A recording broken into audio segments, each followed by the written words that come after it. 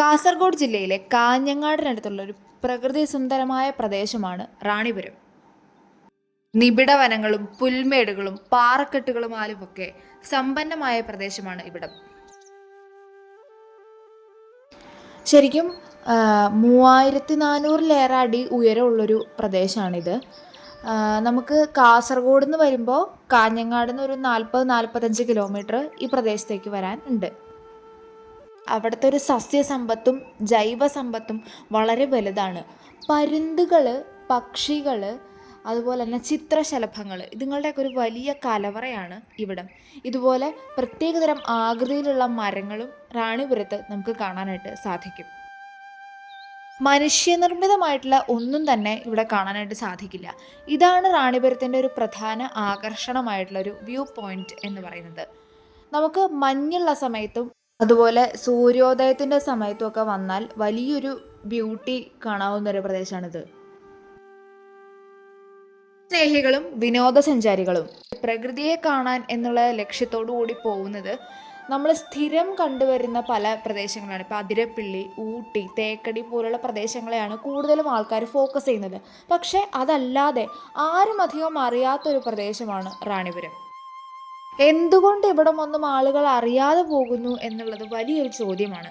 സ്ഥിരമായിട്ട് നമ്മൾ കണ്ടുവരുന്ന പ്രദേശമല്ലാതെ ജൈവ കലവറയായിട്ടും അല്ലെങ്കിൽ സംരക്ഷിച്ചു വരേണ്ട ചില പ്രദേശങ്ങളുണ്ട്. അത്തരം പ്രദേശങ്ങളിൽ പട്ടികപ്പെടുത്താവുന്ന ഒരു പ്രധാനപ്പെട്ട മേഖലയാണ് അല്ലെങ്കിൽ പ്രധാനപ്പെട്ട ഒരു പ്രകൃതി സമ്പത്താണ് റാണിപുരം.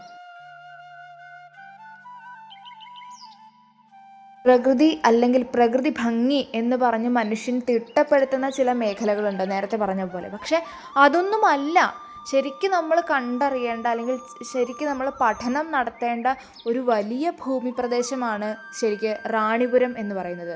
ഇതുപോലുള്ള ഇടതൂർന്ന വഴികളിലൂടെയാണ് നമ്മൾ ഉയരങ്ങളിലേക്ക്, നേരത്തെ പറഞ്ഞല്ലോ, ഉയരെ നമ്മൾ കയറി പോകുന്നത് ഇത്തരത്തിലുള്ള വഴികളിലൂടെയാണ്. ഈ സസ്യജാലങ്ങളും അതുപോലെ ഇവിടുത്തെ ചെറിയ ചെറിയ ജീവികളിൽ പോലും നമ്മൾ ഒരുപാട് കാര്യങ്ങൾ പഠിക്കാനുണ്ട്.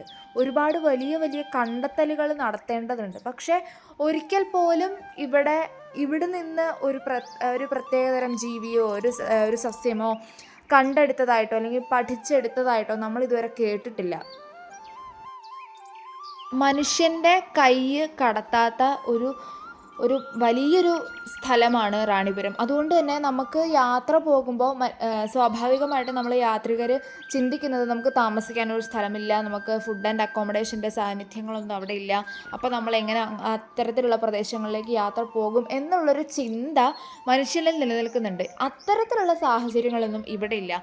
നമ്മൾ നമ്മുടെ ആരോഗ്യം കൊണ്ട് നടന്ന് കയറേണ്ട അല്ലെങ്കിൽ പ്രകൃതിയെ ശരിക്കും മനസ്സിലാക്കേണ്ട ഒരു ഭൂമി പ്രദേശമാണ് റാണിപുരം.